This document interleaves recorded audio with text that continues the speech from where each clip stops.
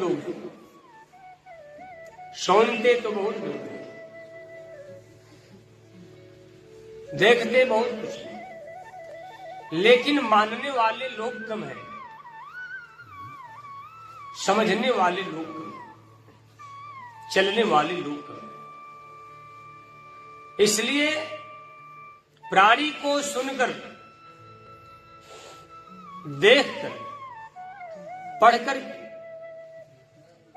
इस पथ पर चलना बड़ा कठिन है।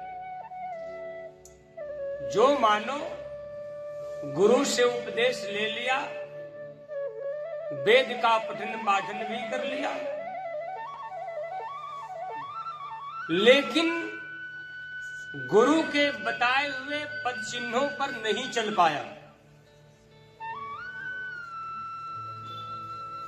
उस मनुष्य को, उस प्राणी को अभी दंड भोगना पड़ेगा। क्योंकि वेद पढ़ने के बाद, शास्त्र पढ़ने के बाद, गुरु से दीक्षा लेने के बाद अभी चलना शेष रह जाता। मैं कभी ये भी बताया हूं कि मुक्ति का कारण जो होता है, केवल वर्ण आश्रम आदि का निर्माण करना नहीं, नाश्रमः कारणम मुक्तिर्न, नाश्रमः कारणम मुक्तिर्न दर्शनानि न कारणम तथैव सर्वकर्माणि ज्ञान में वही कारणम। प्रेम से बोली सच्चिदानंद घन भगवान। आश्रम आदि का निर्माण कर लेने से केवल किसी की मुक्ति नहीं होगी। कोई अगर ब्रह्मचर्य आश्रम में हो गए, कोई वानप्रस्थ में हो गए, कोई संन्यास और कोई गृहस्थी आश्रम को स्वीकार, अब वो ये प्राणी समझ ले, अब वो ये प्राणी समझ ले कि मैं अब मुक्त हो गया, मैं सन्यासी हो गया, मैं ब्रह्मचारी हो गया, मैं गृहस्थ हूं, मैं वानप्रस्थ। बस केवल इतना कर लेने से मुक्ति नहीं मिलती, क्योंकि अभी चलना बाकी, अभी चलना आपके जीवन में बाकी है। सभी वर्णों का कर्म परमात्मा ने, सभी आश्रमों का परमात्मा ने कर्म बनाया है। आश्रम और आश्रम धर्म, वर्ण और वर्ण का धर्म,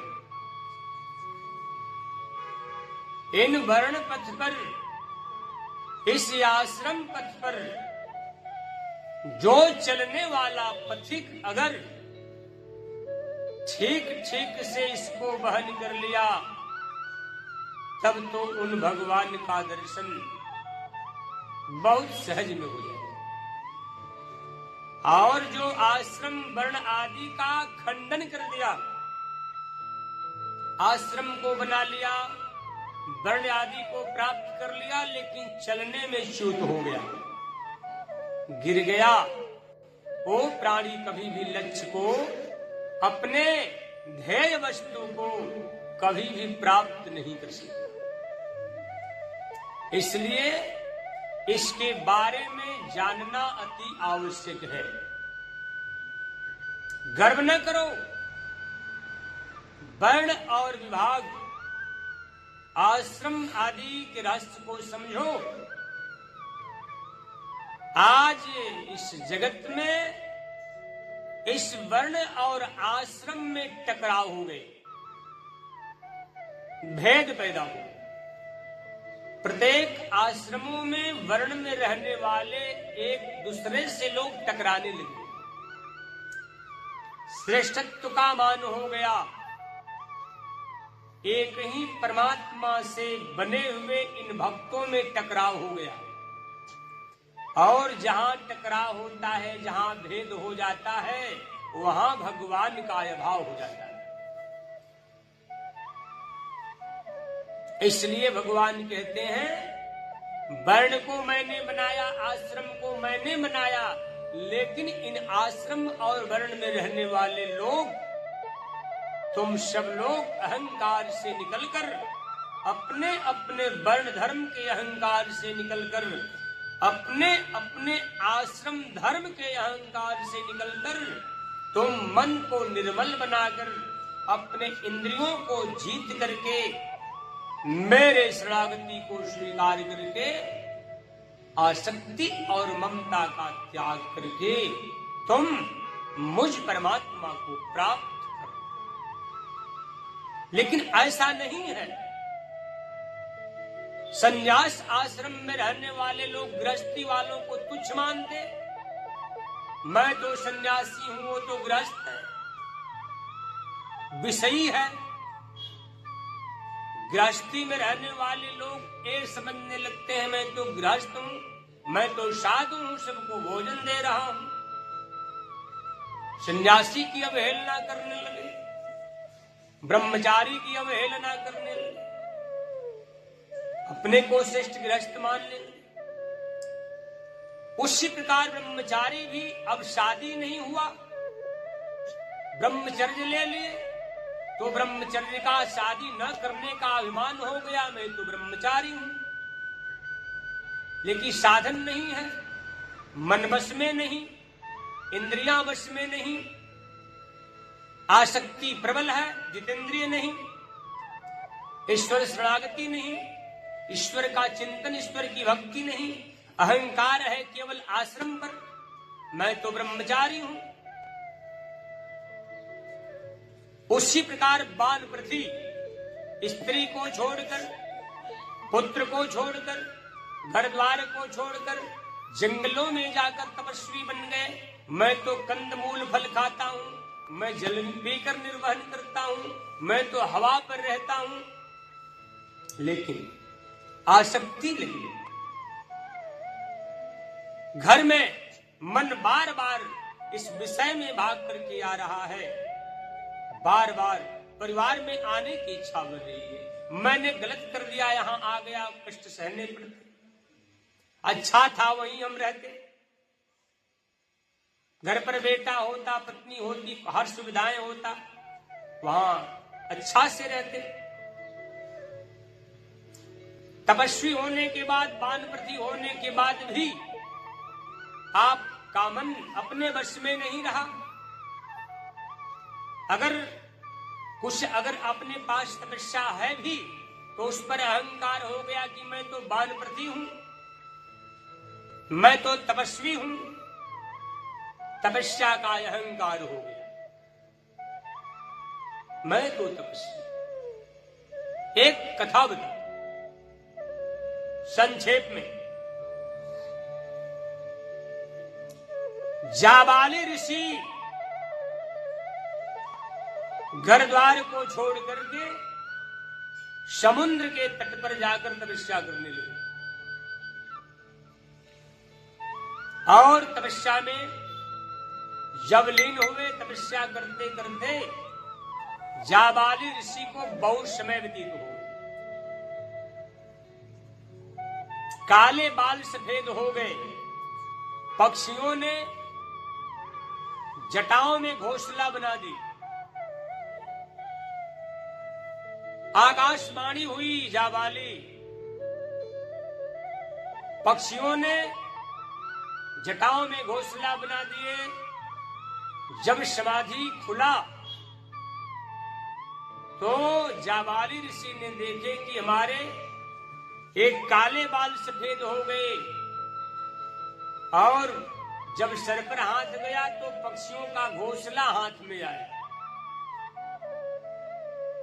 जाबाली ऋषि को अहंकार हो गया कि अब हमसे बड़ा तपस्वी जगत में कोई नहीं है। आकाशवाणी हो गई,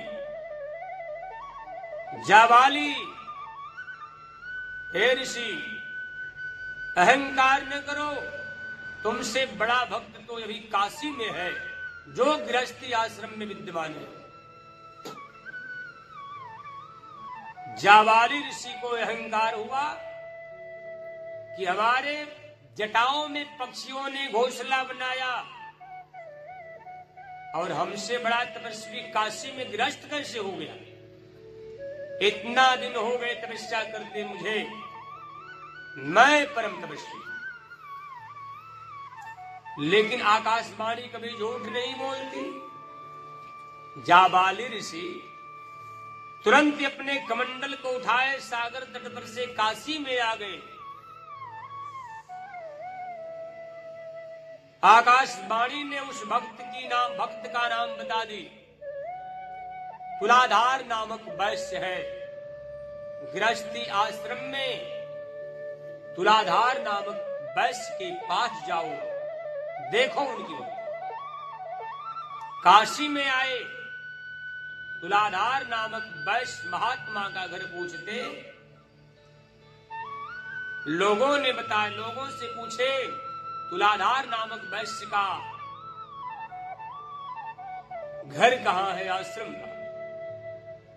लोगों ने बताया, हाँ महात्मा जी बहुत अच्छे हैं, बहुत बड़े साधु भगवान की भक्त हैं, आइए चलकर उनका आप दर्शन कीजिए। तुलाधार नामक वैश्य का स्थान पूछ करके जाबाली ऋषि जब आए, उस समय जाबाली उसी दुकान पर आए जहां तुलाधार नामक वैश्य व्यापार करते थे। दुकान पर बैठे हुए थे, आसन पर विद्यमान थे तुलाधार जी, मुस्कुरा रहे हैं। जब सामने जाबाली ऋषि को आए, देखे तो खड़े हो गए, बोले आइए महात्मन आइए, अहो भाग्य की आपका आगमन हुआ, मैं कब से आपका इंतजार कर रहा हूं। आपके चरणों से मेरा स्थान, मेरा घर पवित्र। आगे बढ़ करके उन महात्मा जाबाली का स्वागत अभिनंदन करते हुए और उत्तम आसन पर बैठाते हैं, उनका स्वागत करते, पूजन। आप समुद्र तट से आ रहे हैं, तपस्या करते करते बहुत समय व्यतीत हो गए, रास्ते में थकावट है, आपको आराम कीजिए, आराम से बैठिए भगवान। आकाशवाणी सुनकर के मेरे पास आना हुआ है आपका, और आपका आगमन मेरे लिए अमृत के समान, अमृत के समान, आपके दर्शन से मैं धन्य हूं। कहिए मैं आपकी कैसे सेवा करूं। उस समय जाबाली ऋषि कहते हैं, हे महात्मा, मेरा संशय तो दूर हो गया और हमारा स्वागत भी हो। आपका प्रेम और आपका एक भाव देख करके मैं अति प्रसन्न, मिट गया मेरा भ्रम। मुझे अहंकार था अपनी तपस्या का, लेकिन आप गृहस्थी आश्रम में रहकर ये समझ गए कि मैं समुद्र तट से आ रहा हूं।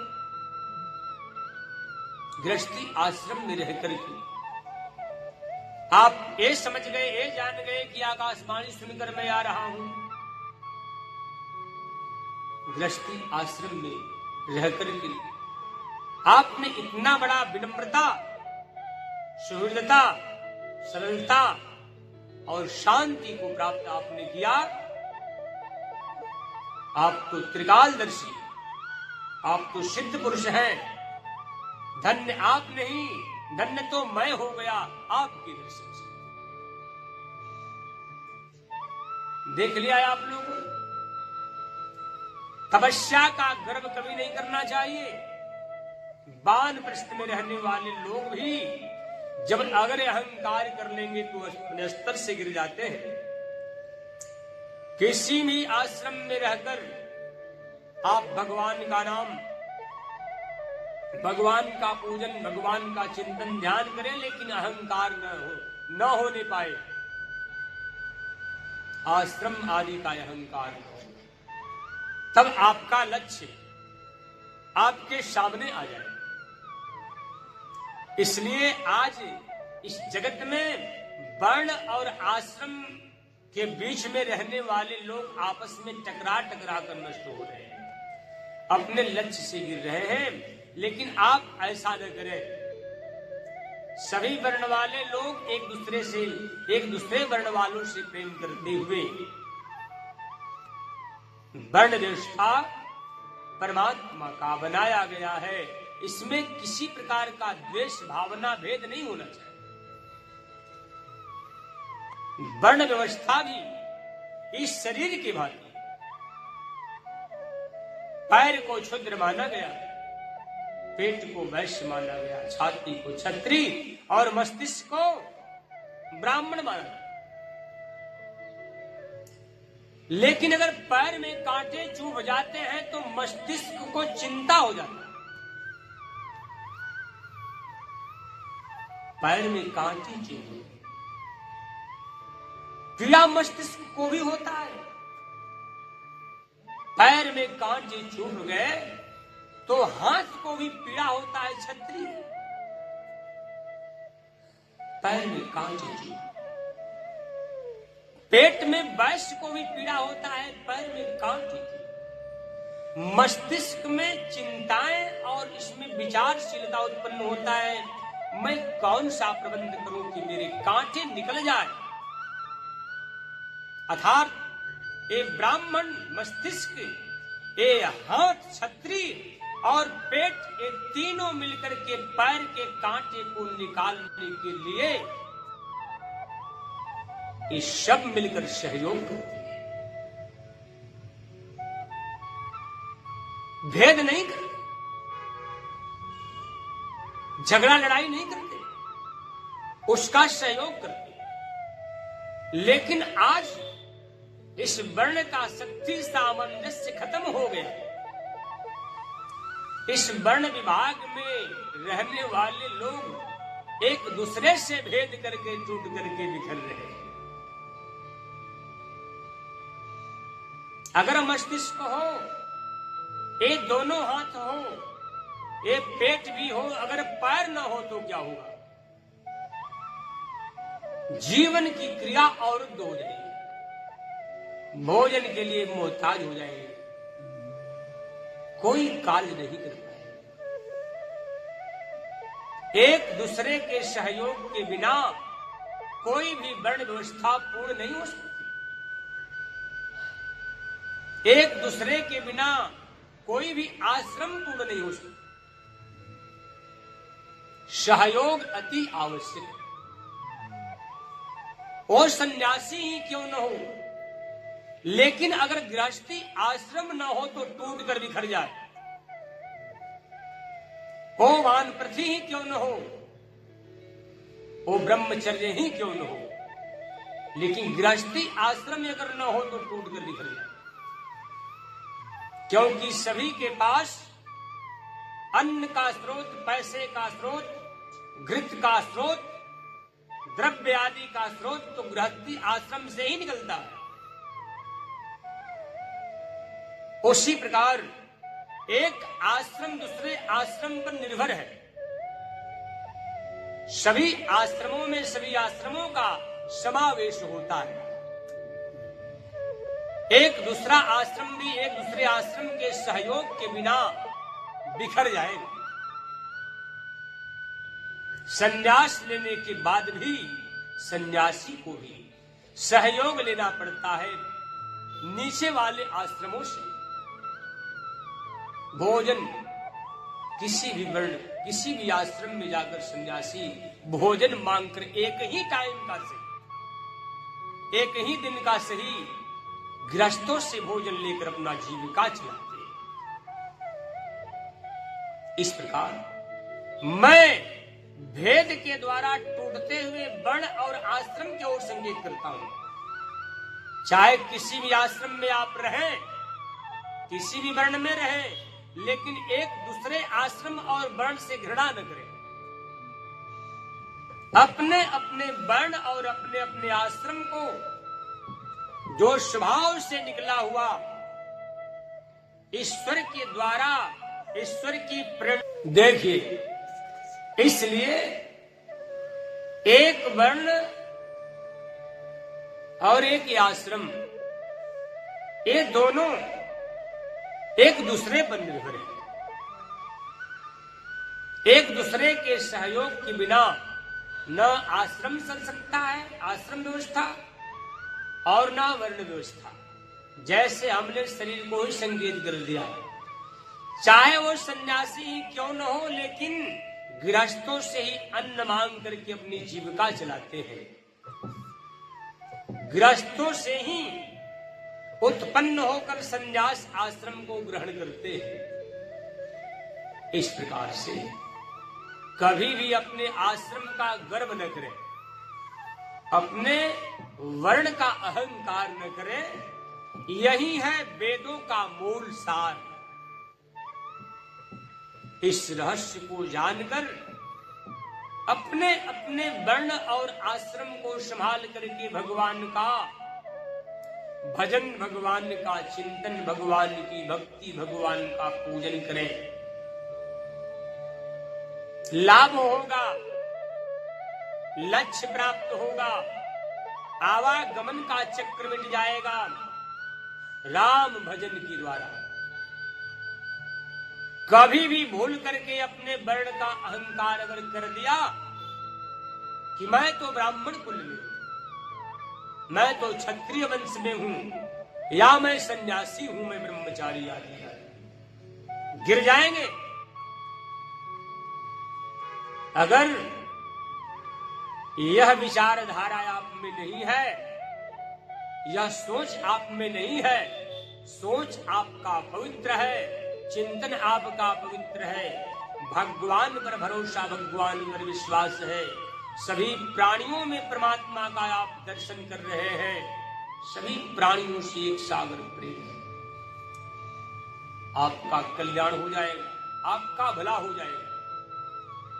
लेकिन इन सारी बातों को जानने के लिए आपको गुरु का आश्रय लेना पड़ेगा, संत का आश्रय लेना पड़ेगा। जब तक सोना सुनार के पास नहीं जाता तो उसका कीमत नहीं बन पाता। अगर सोना ही रहे, सुनार के पास न जाए तो उसका क्या कीमत। न राजाओं के मुकुट पर चढ़ सकता है,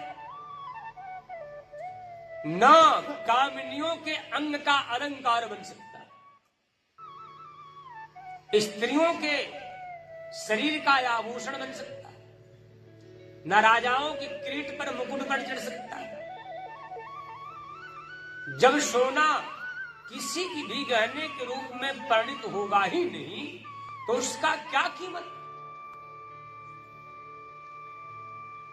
जब सुनार सोने को लेता है, मन और तन लगाकर जब सोने को कसौटी पर जब कसता है, अग्नि में तपाकर उसको पीट करके, उसको छेद करके जब उसे गहने के रूप में परिणित कर देता है तो सोना का भी कीमत हो जाता है।